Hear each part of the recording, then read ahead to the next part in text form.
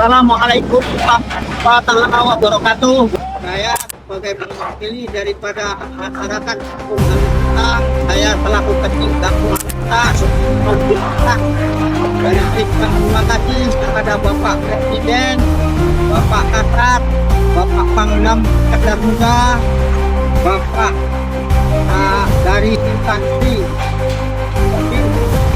0104 Aceh Timur memberikan bantuan kepada kami berupa jembatan Araku yang menghubungkan desa kami, desa Amu Sentang, kecamatan Berinbayer dengan desa Bukit Lemak yang selama ini akses kami terputus.